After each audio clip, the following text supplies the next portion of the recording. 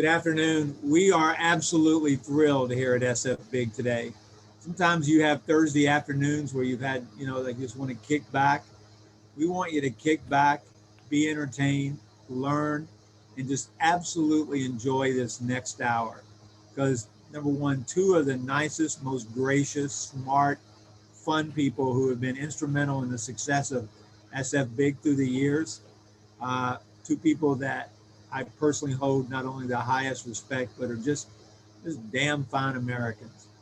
We are, as many of you know, our friend Joey just published a book, which is this journey of his life, which I think is exciting. And our friend Adam Kleinberg is going to host and moderate, and I guess he'll go through all of the wonderful stuff about asking questions and whatever. But I got to tell you, as someone who has read this book twice, and if it's in the middle of the night, I'll grab and look at a chapter or two and like smile, because all of us in our life has gone through some, all, or part of the thinking and the experiences and the events. But to put it down and craft it in wordsmith is just an art, and it's done extraordinarily well. So I recommend that you not only buy it, but you're going to get an hour today to really get some great perspective. Thank you for continuing to be a part of BIG. We're planning some things where we're going to bring people back this year, be looking for that in the next couple of weeks. Just had a couple of board meetings and we're getting ready to start the activity. This is not about BIG. This is about personal journeys. And each of us think about our journey in this constant quest of life. It is my pleasure to introduce CEO of Traction. I just truly smart, fun, lives in the East Bay though. I mean, I have to cross a bridge to find the airport code for that. But outside of that, one of the nicest people in the world. Adam, welcome. We'll turn it over to you, my friend. Thank you. Thank you. It's an honor. Mr. Mayor of the San Francisco advertising scene, John Durham. Very excited to be here. I'm Adam Kleinberg. I'm the CEO of Traction. Been a member of sfBIG for a long time. You may know Traction as an agency. We've been in the San Francisco scene for a long time. We've since evolved into a marketing accelerator for in-house teams at brands. I'm really excited to be here. A few years ago, I was running content for sfBIG, and we did a panel that was about our industry's track record with the gender gap. And we had a panel of amazing women in the industry talking about their experience and, talking very frankly about how the industry's done. And it was, I think, the most attended event we had ever had at the time. Obviously, a subject that struck a chord. And in that 5-6 years since we had that event, we've seen the Me Too movement. We've seen a lot of recognition of this concept of toxic masculinity. So I'm really excited and honored to be a man leading a discussion with Joey, another man, about the topic of toxic masculinity and what is the recipe for a detox. I had the good fortune of meeting, I met Joey, I met John, all at the iMedia Summits years ago. And, there was this guy, Joey, who, me and Joey were the only people who were from creative agencies that were at this big media conference. And I had a lot of fun at those conferences. Don't get me wrong, but there was this guy who was always having a little bit more fun than I was. And he had like black nail polish. And I was like, what a douchebag. And over years, I got to know him and I became really good friends. And, Joey is a veteran of the San Francisco advertising scene. He was a really successful business development exec at a couple of different agencies here. He was the executive producer of The Naked Brand, a phenomenal documentary on the changes in the marketing and advertising landscape. And now he's written this book, Joey Somebody, The Life and Times of a Recovering Douchebag. And it's a remarkably a vulnerable portrait of his self-reflection and takes a look at issues of parental neglect, arrogance, insecurity. And he does it all. It's kind of a roller coaster ride where Joey tells an entire story. If you haven't gotten the book yet, I highly recommend, running over to Amazon and getting it. Because he tells the entire story and all its ups and downs in this roller coaster of a tale, like you were sitting on the bar stool next to him and you can hear his voice as he's telling it. And I think that's always, the mark of a successful writer and a great writer. So, with all that in mind, I'm excited to introduce Joey. He'll tell you about his book and, his podcast, which you should also check out, Laugh Your Cry Out, where he kind of talks about these issues. Joey's going to read a couple of chapters from his book for us, and then we'll have a conversation afterward about the Masculinity Detox. Joey. Thank you, Adam. I appreciate that wonderful introduction, and thank you, Mr. Durham. It's always great to see you. And yes, the book itself, I had one of my best friends was killed in a car accident in 2017. And his wife called me and asked me if I would write the eulogy and deliver a Joey presentation, as she said. I want you to make the church laugh. It's a dark day. And I said, sure, I will do anything for you, honey. And as I sat and wrote the eulogy in my mom's house in Minnesota, which was next door to Jay, my buddy who died in the car accident, I realized that his kids were 19 and 21, and they knew who he was. He was a doctor from the Mayo Clinic. He was a molecular biologist. He was on the soccer team at their church, and he was a very kind, sweet man. And they got to know who he was. And as I thought about that, I thought, wow, my kids are 6 and 4 at the time. And I thought I need to write a book that lets my little boys know my life. Because if something happened to me, all they would hear from my wife and my brother and my friends is that, oh, your daddy loved you so much. He was your coach and he worshiped the ground you walked on and he was a good husband and all the neat things. But they never would have understood my decades-long struggle with insecurity and my upbringing with my father, who was a sociopath, which I talk about in the book, and what he did to my little family. And so the book itself, as Adam touched on, deals with parental neglect and divorce and addiction and suicide and things that are somewhat heavy, but sadly, they're not differentiated from most people's lives. And so I thought it would be a really cool exercise for me personally and somewhat cathartic to write this and to put it out there so that my little boys would know that even their heroes are vulnerable. And that was the onus of the book. And I thought I could do it in a year. And as I finished up after the first year, it was nowhere near ready. And it took me almost 4 years to get this thing out. And it is out now. So what I'm going to do for you guys today is I'm going to read you 2 little excerpts from the book. The first is the prologue. It takes place in 2014. And it kind of sums up the beginning of my book and where I was in my life at that time. So prologue, I am a douchebag, 2014. I'm running late.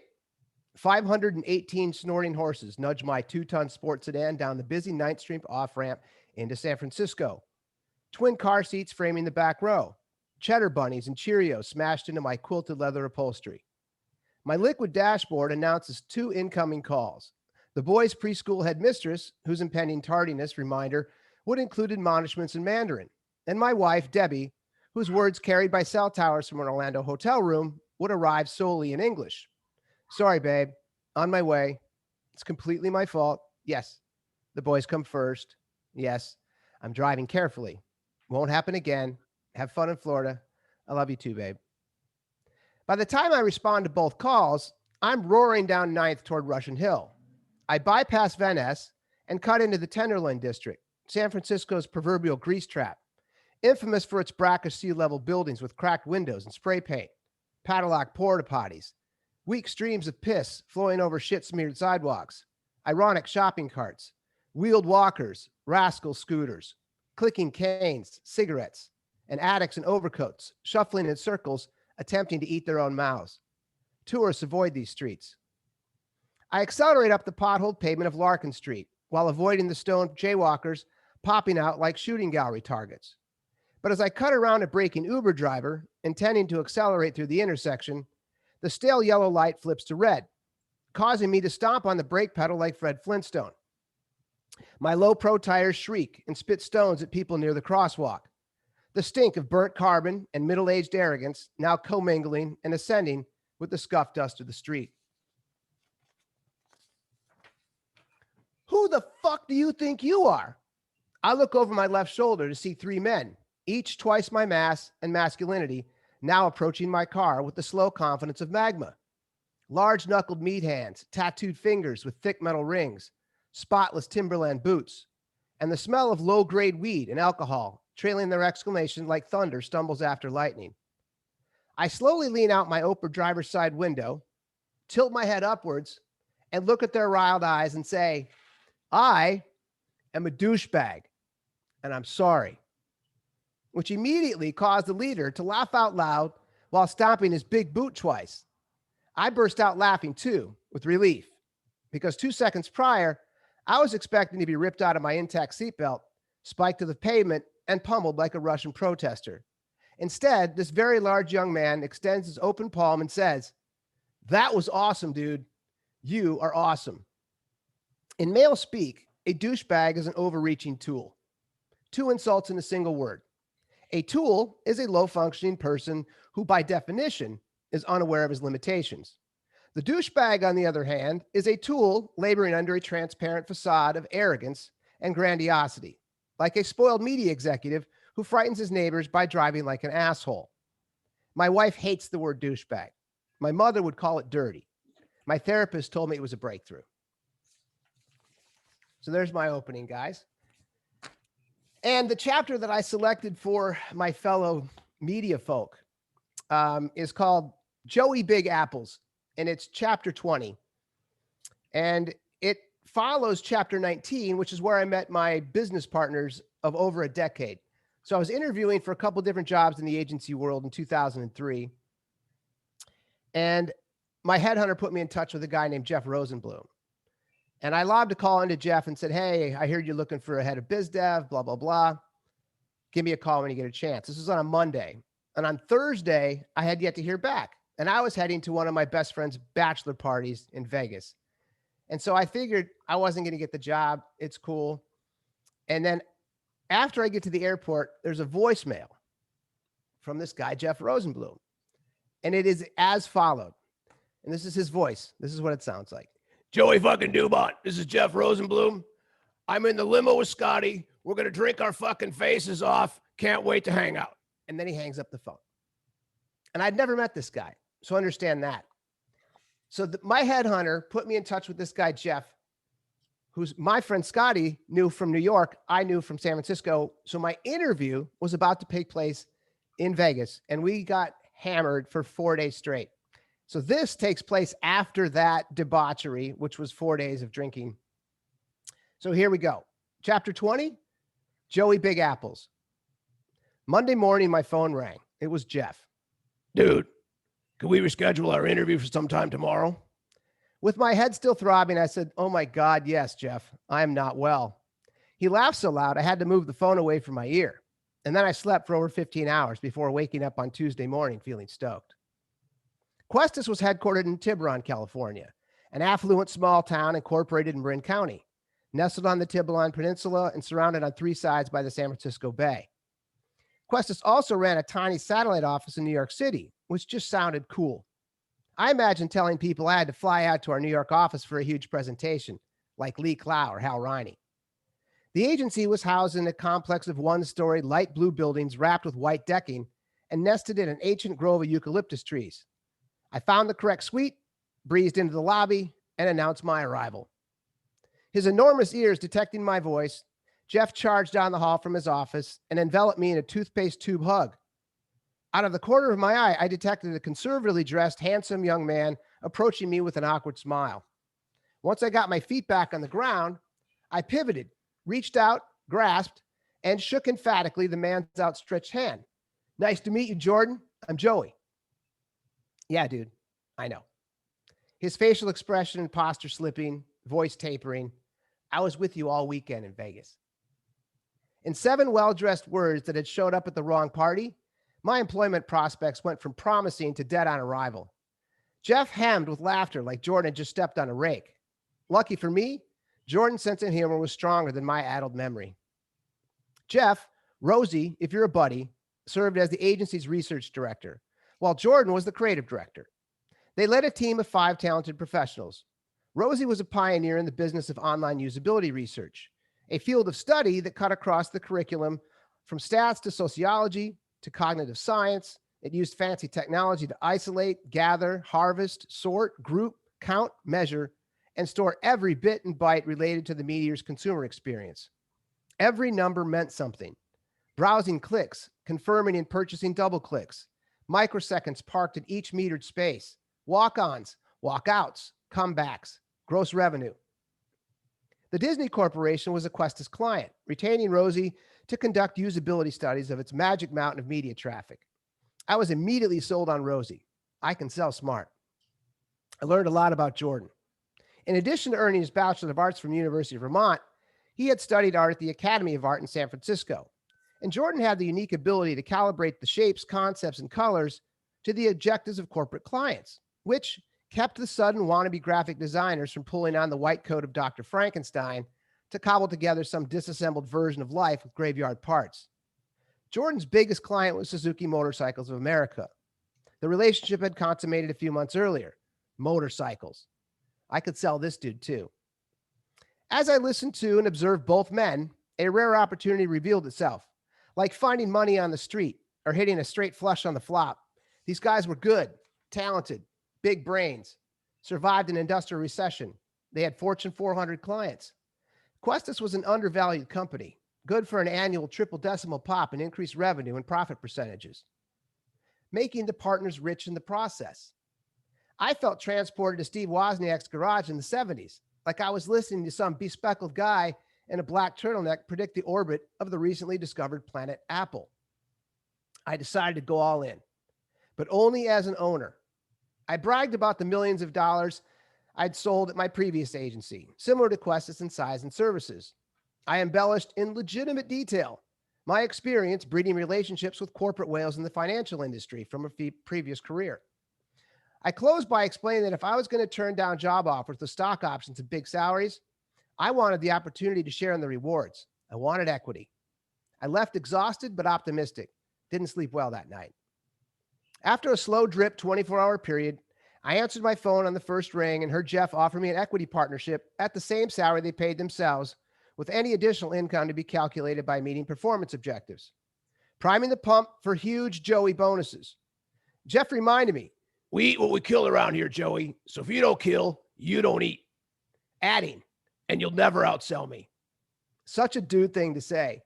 Game on, Rosie. I accepted immediately and ended the call quickly. The salary would be more than my needs, and the bonus structure gave me tons of upside. Once my bonuses were factored into my salary, my hourly rate effectively rose 400% an hour, as if there were now 4 cloned employed Joeys. I like the sound of Joey. How can you take yourself seriously when your name is Joey? And I've been going with Joey ever since. I was now a partner at Questus. Good for me. My meteoric rise in the company's executive ranks was announced at the next morning's staff meeting. The 5 facial expressions, angry, disappointed, indifferent, perplexed, and disgusted, implied that a few perceived me as undeserving. I wondered whether my fly was open. Jen, the head of client services, had attended the University of Vermont with Jeff and Jordan, and since 1999 had managed all of the company's creative projects, timelines, and visual design meetings. She was intelligent, soft-spoken, good at her job, and sourpuss unimpressed with the new management. Laura, educated at Baylor University and blessed with high levels of emotional and social intelligence, had worked on Jeff's team as a researcher since 2002 and appeared equally disappointed. Glenn was Jeff's other research associate. He had graduated from Boston College and still presented identical to his freshman ID photo. White polo shirt, college cap, khaki pants, flip-flops, cloth belt with birds on it. Glenn appeared not to dislike me. 22 years old and a recent graduate from Lehigh University, Carrie handled project management, was the only person in the office unable to reconcile her nerves with the bass thunder of Jeff's voice and physical presence. She smiled a lot. Linda served as a part-time controller, working 2 days a week. Linda fired off a clip of prosecutorial questions regarding my book of client business, number of executed six-figure contracts, annual stats, and pro formas. She eventually fell in love with me. We became good friends. Rosie wanted me to sell advertising and market research services. I had some professional league experience in the former, but found myself embarrassingly unqualified to pitch the latter, manning the mound like some floppy-armed, half-flexible tube man.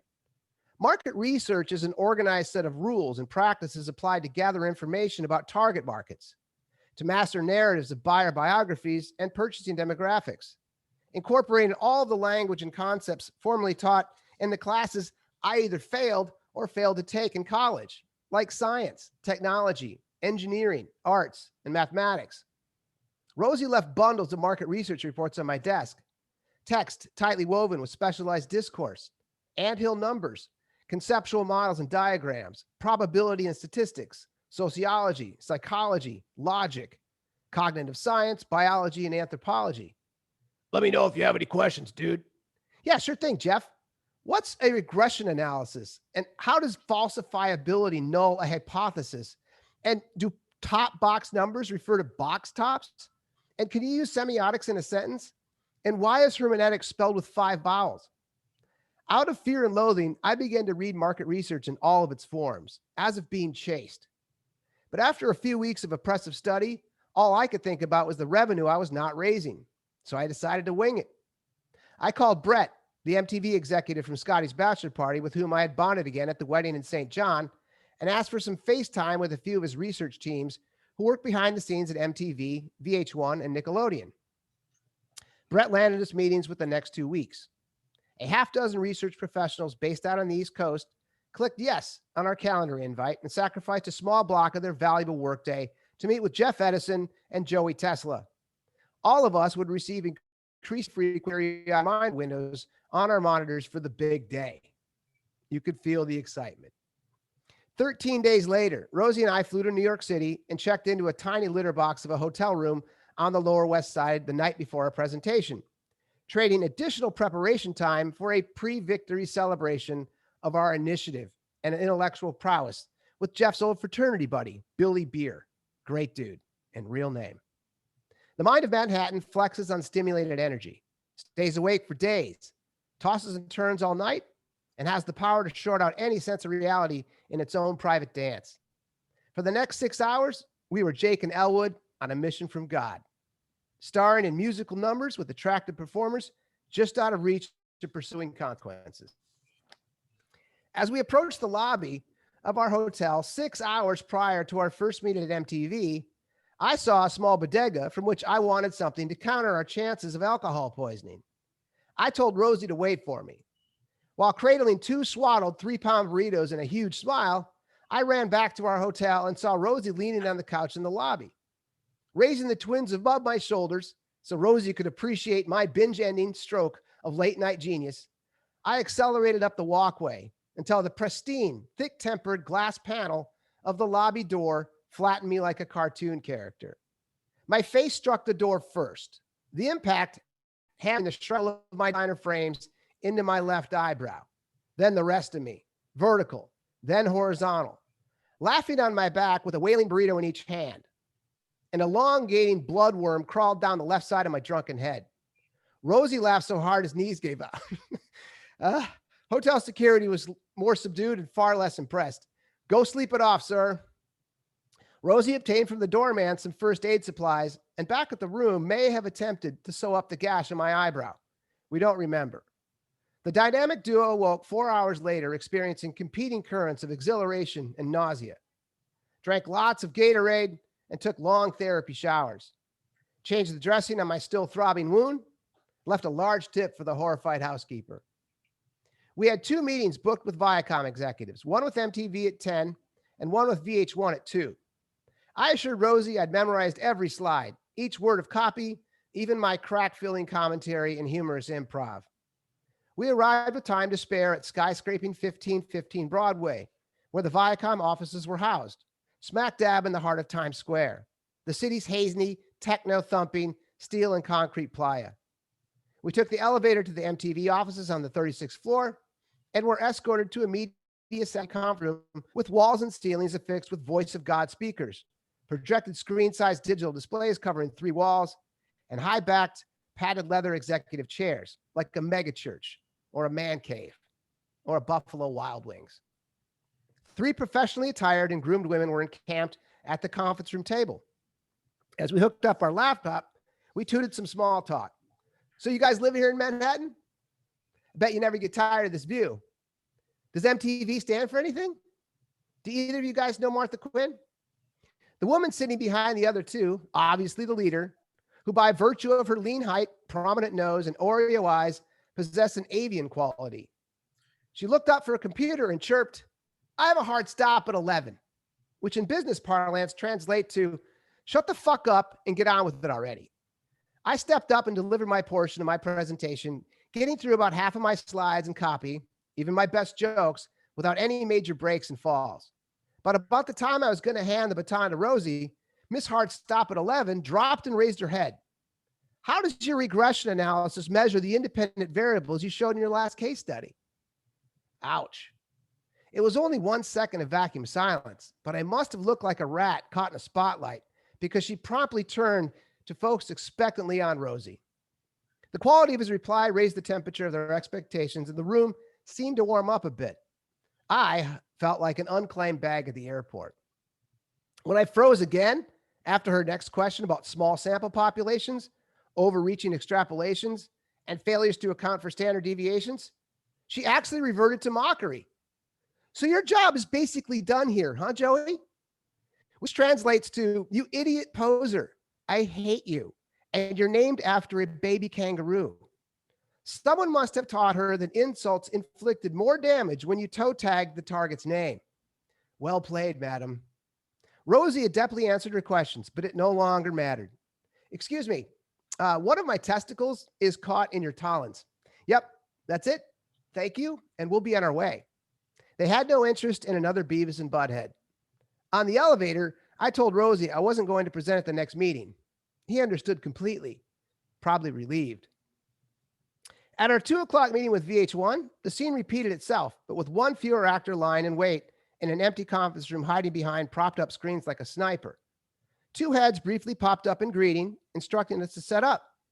Rosie tossed off a clever quip about market research being easier than connecting cables from our computer to the access ports. Clicking keyboard crickets. A long minute later, Jeff introduced us and asked the panel to tell us a little bit about their roles and duties at VH1. "Well, my name is Maura," announced the alpha, "and I lead the quantitative research group here. This is my colleague, Jody." Rosie leapt into his presentation. "Well, Laura, here at Questus, we believe research." Maura stopped him immediately with a hand and interrupted, "Excuse me," before announcing very slowly, "My name is Maura, as in moron or muff. God, with ears this big, you think he'd be able to hear you the first time," which I thought was brilliant. I made the moment even more unsatisfying, however, by chortling my support, loudly and unaccompanied, tapping the impromptu humiliation of being caught performing an off-key a cappella solo of a favorite song in a crowded vehicle during a momentary lapse of the radio signal. Our faces felt scorched. Then it got worse. Balls dropped and kicked. We got canceled. Afterward, I looked over at Jeff and said, "Dude, we could have told Maura she was adopted and had a better day. That's it for me, man. I'm never selling market research again." And I never did. That was it. So that was the end of my chapter 20. So thank you guys for listening. That was great, Joey. Phenomenal presentation of Rosie, impersonation. I could listen to that all day. So let's just start. Like, I'd love to hear from you. You know, what made you write this book? I touched on it earlier, but I think that I wanted my boys to know their real dad. And bigger than that, I wanted the world to know the real me. And the idea of men being vulnerable has been kind of a slippery slope. And there's a couple really good books out there that touch on this. My favorite one right now is called For the Love of Men. And it was written by a young woman named Liz Plank. She's a journalist at Vox. And she did unbelievable amount of professorial research on this topic. And she basically came back and said, I didn't understand how hard it was for you guys, you men, to be vulnerable. I just didn't get it. She was actually doing research on the Me Too movement because she really wanted to understand why we were such knuckleheads.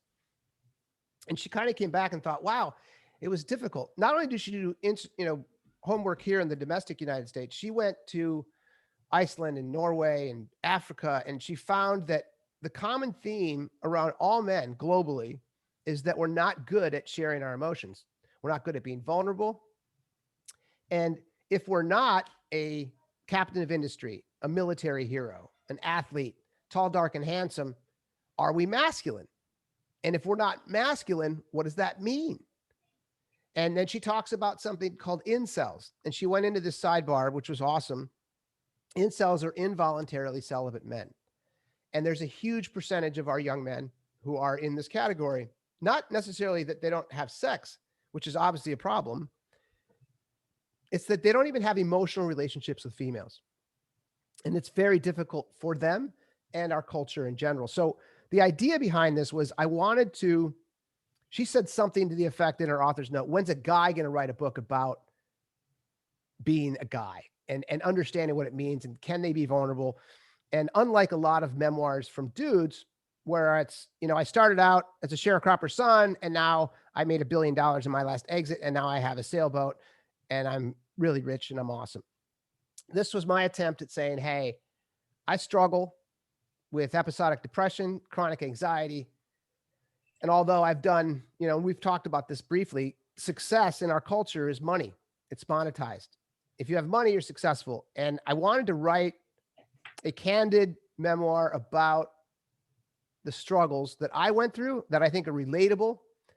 And, after the last 2 months, it seems that it is relatable. I've gotten a lot of good reviews. I've gotten a lot, both from the literary world as well as our friends in the media world. And so my goal of putting my vulnerability out there has paid off. When you wrote this book, what was like the biggest surprise that came out of it for you?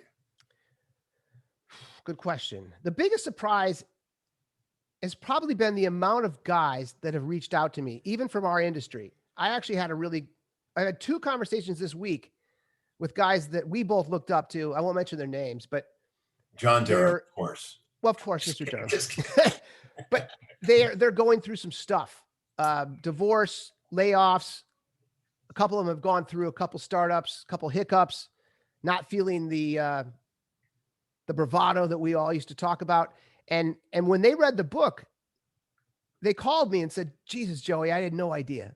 And I'm like, well, how would you? When we hung out at conferences, we go out and we'd shake and we'd hug and, dude, how you doing? I'm killing it. I'm crushing it. I'm blah, blah, blah. And it was that type of male energy, which, by the way, I think is cool. I don't have a problem with it at that level. The problem later is if you're not crushing it, if you're not killing it, if you're getting your ass kicked, do you call up your boys and do you talk to them? And up until I released the book, I didn't have anybody calling me. I've probably had 35 actual conversations in the last 7 weeks since we released the book, which just blows my mind. And then from my high school mates, I went to a rural area here in California called Santa Rosa. And I haven't seen a lot of these guys for years, but I love them. And we have very different lives and different careers. And they reached out too.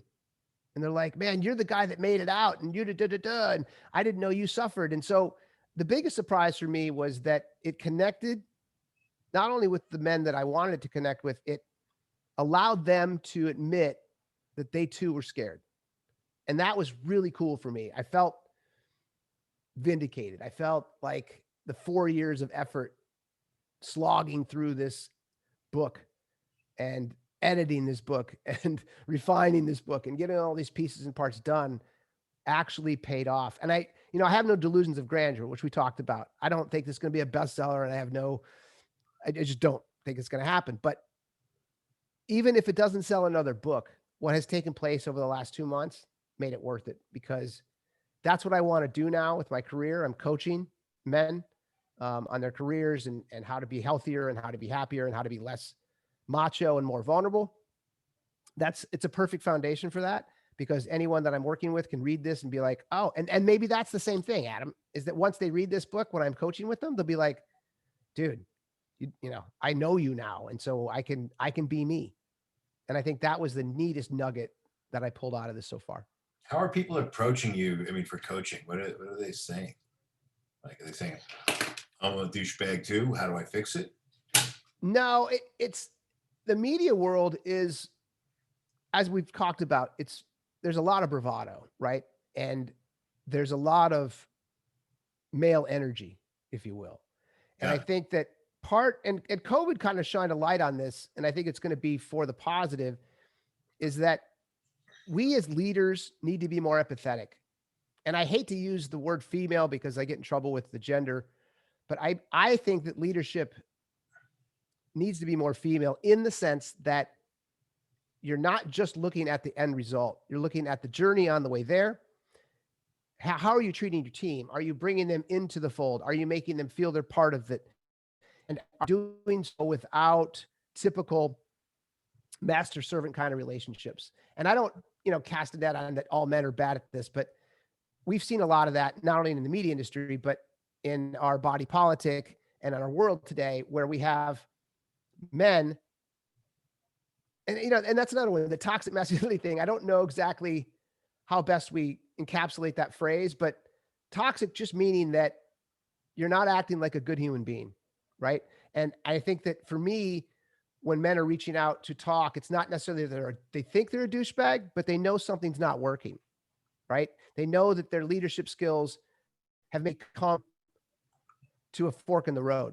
The way they used to lead people, the way they used to manage people, the way they were taught to manage people, guys my age in their mid-50s, was a very different life 30 years ago when we started. And it was almost like that plebeian approach where, you're a plebe, we're going to treat you like one, we're going to break you down, and then we're going to build you back up in our own making. And then you do the same thing to the new kids. I don't think that theory works anymore with our youth. I don't think the young men and women that are coming out of college today, with their upbringing and their education and their acumen specifically online, these are really smart, capable, empathetic people, and we have to treat them differently. So a lot of what I'm working on, I only have 3 clients to be candid, but what I'm working on with them now is exactly that. And I have one CMO, a female, who is dealing with a lot of douchebags in the leadership community of her big company. She's a global CMO and they have 4,000 employees. So I'm helping her, if you will, understand some of the behaviors that she's dealing with on the male side. I think one of the things that came out of the whole Me Too movement, and for that matter, the Black Lives movement as well, Black Lives Matter movement as well, is when you look at, a topic like toxic masculinity or racism in the workplace, like it's very easy to say, well, I'm not sexist. I'm not, doing this. I'm not racist in my hiring decisions, instead of getting ahead of it and asking what questions you haven't been asking. And I've been really proactively looking for situations where, or noticed situations and kind of felt, pushed or driven to intervene in circumstances where, a woman is talking and she just gets talked down by a client, I have one client in particular that's very male culture. And every time the women on the phone speak up, like they're getting talked over. And I'm like, whoa, you got to listen to her. What she said, like, let's go back to that. And,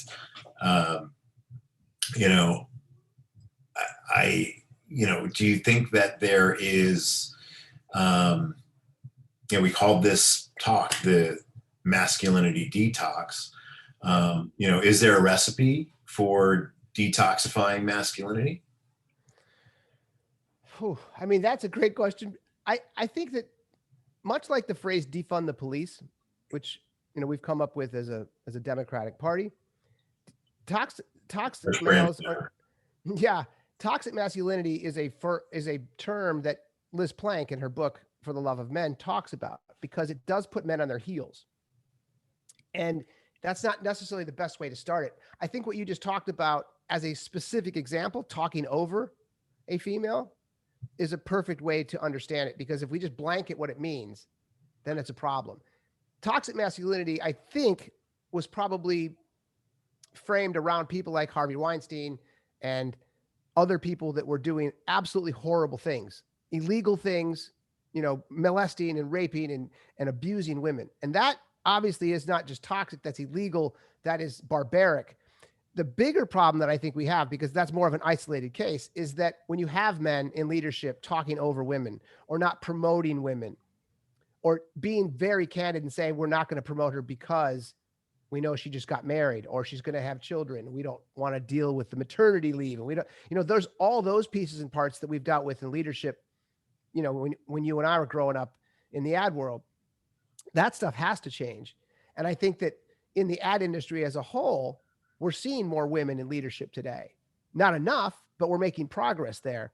And I think that that's going to change the landscape specific to the Me Too movement, because there is a lens on this kind of behavior today. It's not okay to be aggressive and awful as a leader, not necessarily because you will be punished, by your board, because that's a possibility, but the employees will leave.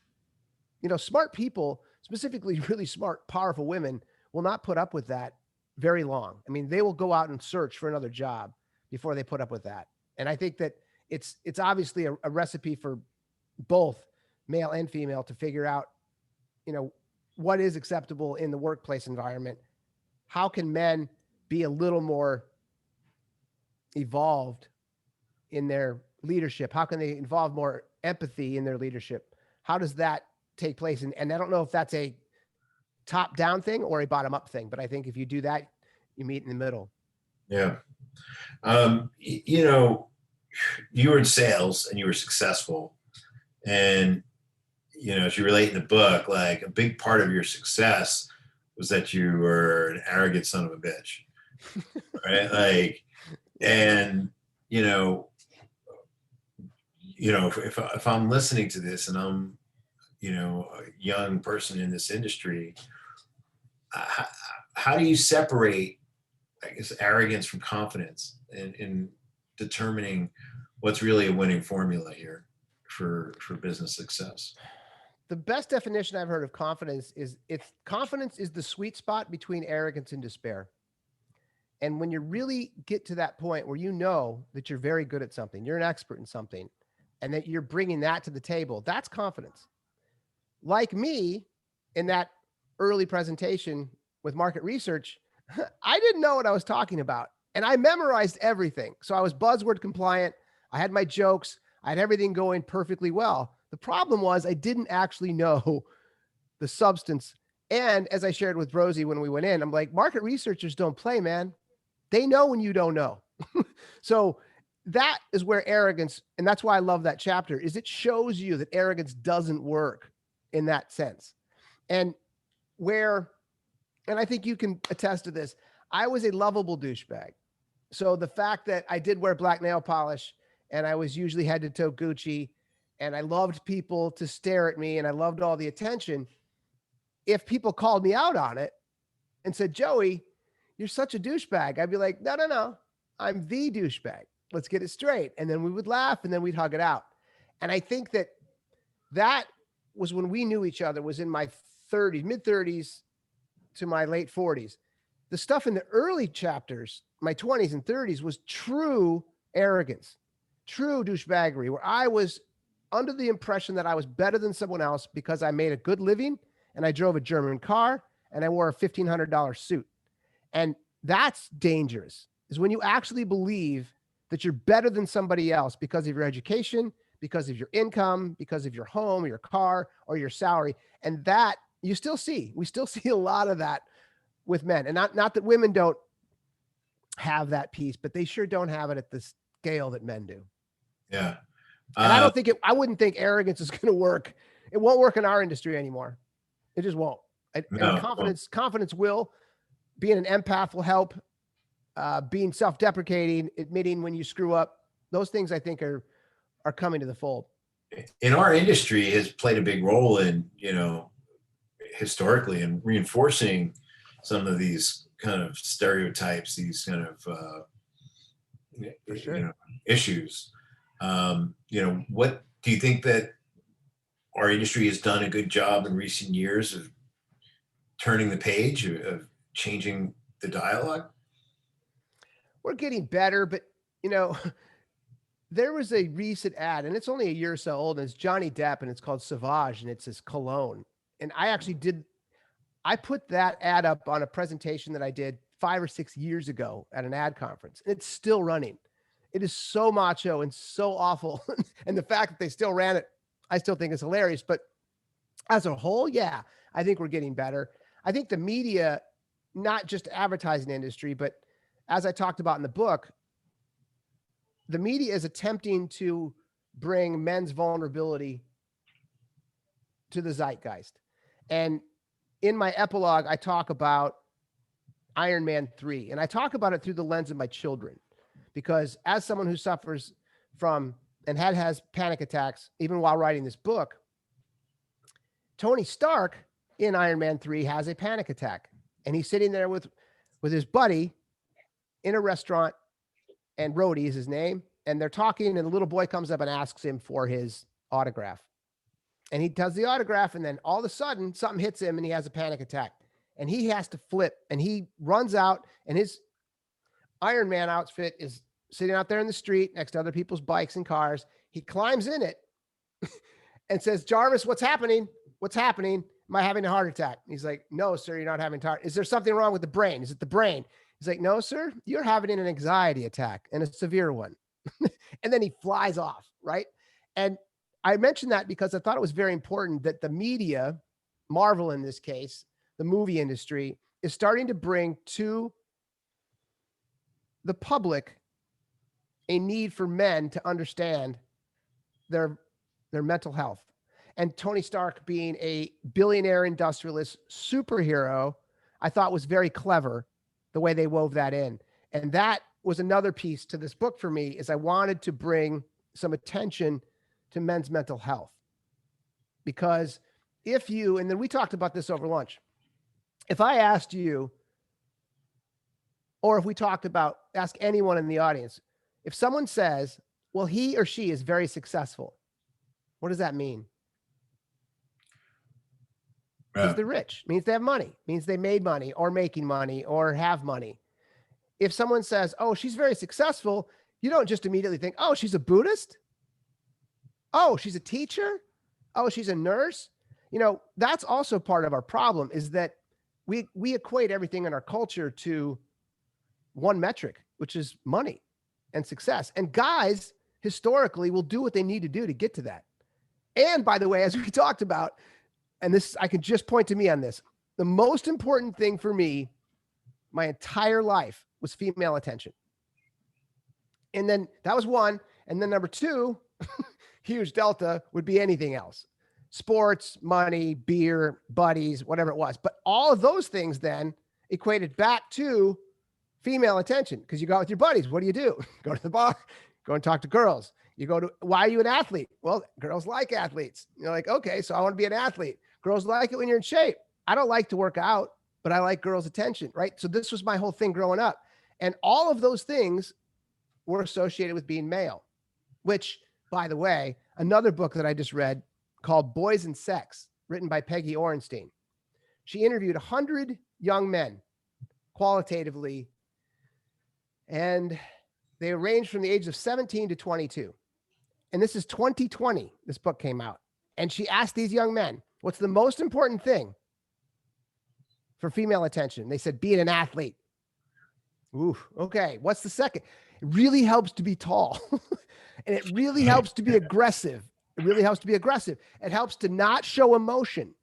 And it went right through the same stuff that I was going through as a kid. And the locker room talk was exactly the same as my locker room. It wasn't, oh, I made love to my girlfriend last night. It was all of the stuff. And she talks about this: hit, nail, pound, whatever it may be.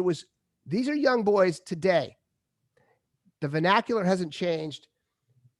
They all say the same thing. And that is a problem, right? Because we know that it's not working in our culture. It's not working in our relationships. it's just not working. And we need to bring awareness to that. And that's another part of this book, is that we got to get over the macho bullshit. It just doesn't fly anymore. Yeah.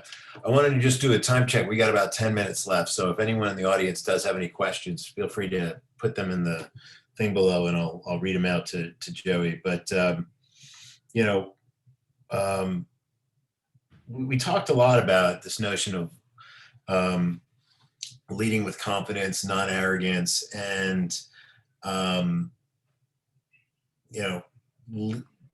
it was kind of like lead with arrogance you talked about, but end with caring. What is that the formula? Well, and that's what I was saying, is that it worked for me in the 80s and the 90s and the early aughts. I don't think it works anymore. I don't think our culture appreciates, well, it's tough to say that, but it may work in certain cases. I don't think it works long-term. I don't think it's a good solution.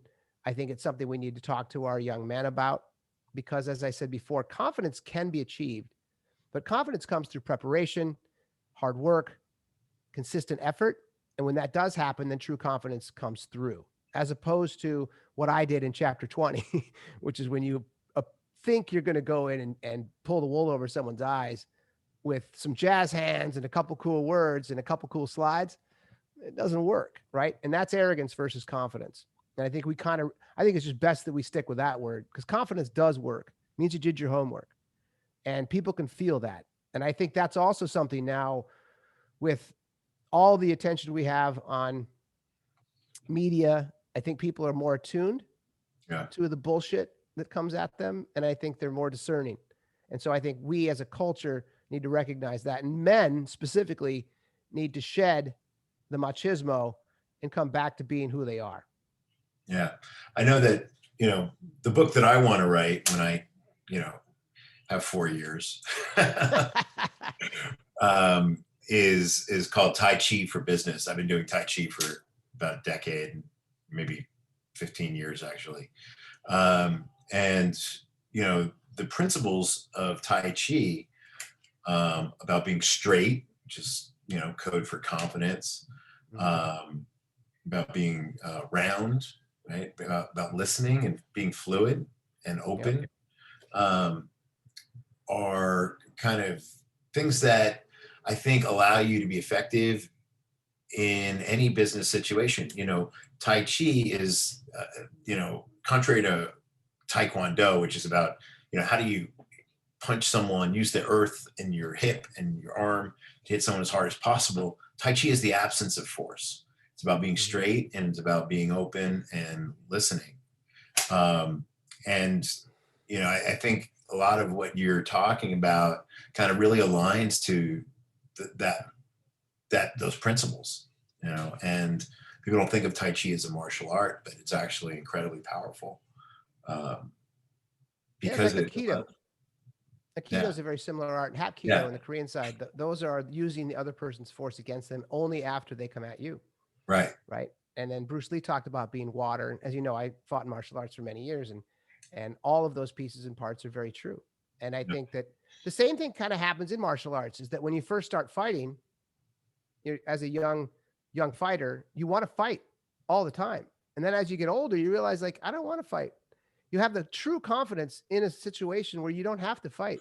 Even if you feel scared, you can try to talk that person down, because you now have the confidence that you can defend yourself, and you don't want to use it unless you have to. I think it's the same kind of confidence that can stand in the business world. You should write that book, my friend. That would be good. Working on it. I got a few blog posts. You can find it on my website. All right, we're going to end with one more question. I wanted to talk about, you talked about coaching executives. You also coach Little League. I did. And, from the takeaways in your book, it seems like you've learned more about yourself coaching Little League than any of these experiences. I really kind of put a punctuation mark on it. Talk about that. Yeah. I as a stay-at-home dad, which is also something I didn't admit to for about the first year, I became a stay-at-home dad. My wife is an executive in the advertising business, so she said, go do your thing. I got it. We're good. And I was like, okay. And I have 2 little boys who are at the time 6 and 4. Now they're 9 and 7. And I coached their soccer teams, their basketball teams, and their baseball teams. And it was the greatest thing I've ever done because it was doing something in the service of others.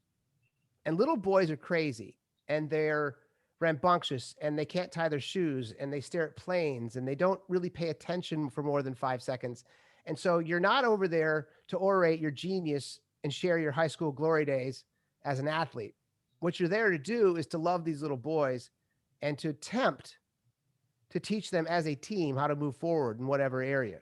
And I'll always remember walking onto the playground at 2:40 with a ball of basketballs in my hand, and that bell rings, and these little kids come tearing ass out of that door, and they hug your leg. Coach Joey.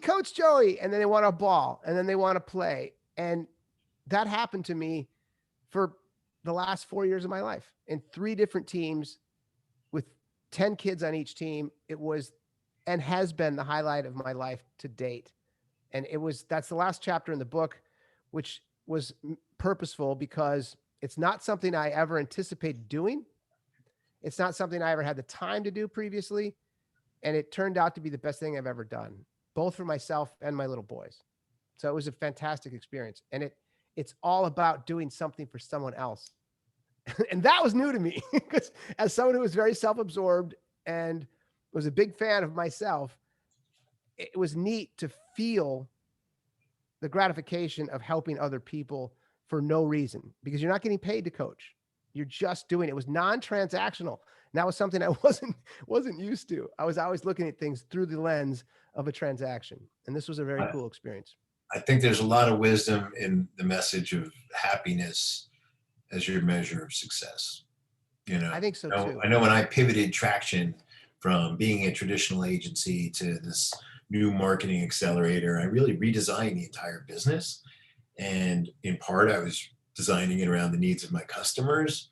But in another way, I was also designing it around what would make me happier, if I'm going to continue to run this business for another 20 years or 10 years, whatever it is. So thank you, Joey. It's time to wrap up. Thank you, buddy.